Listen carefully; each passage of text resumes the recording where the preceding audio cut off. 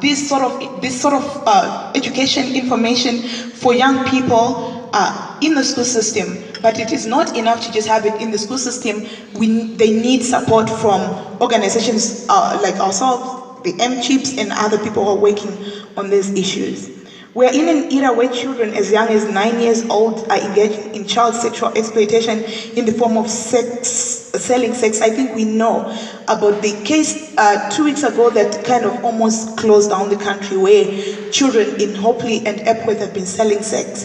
Should a child come, maybe a 9 or 10-year-old, I'm challenging you as a health practitioner here today, or somebody who's doing programs around this area, should a child of 10 or 11-year-old come to you requesting for services that around these issues, are you ready to assist them?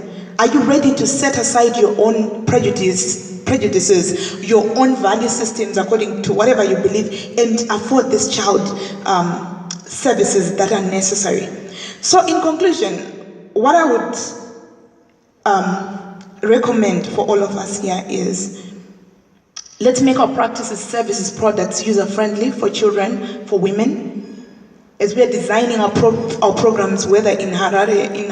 By the way, the vulnerable are just not in Harare, they are also in other communities. I mean, they are not just in the communities that I've mentioned, the rural communities, even in our communities in high-density suburbs, low-density suburbs, in the slums, Punana, Hopley, children are vulnerable. Let's think about these communities when we're designing our own programs. Even in the technology age that I heard about, are we even thinking about the rural communities, the less privileged communities, or probably our services are more for the sophisticated? How do we make technology get into these communities, because this is where probably more than 65% of our population is as a country.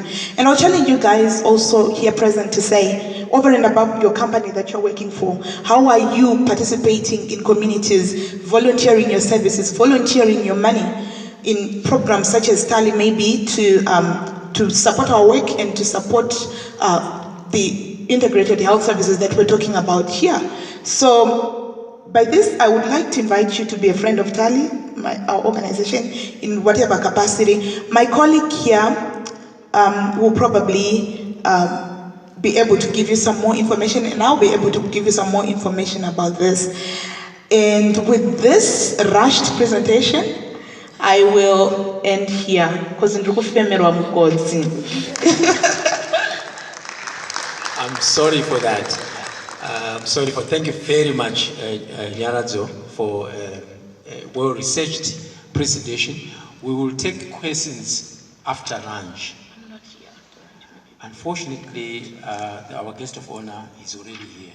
Okay. Yeah, so we may have to get your contact details. Yeah, I think you could contact us we are on Facebook as Tag a Life. I think if you type that name that's written on the program, you will see Tag a Life International. We're on Facebook, we are on Twitter, we are on everywhere. You can just follow us. And I'm also on social media as Nyari Masha Mombe. We can continue the conversations there.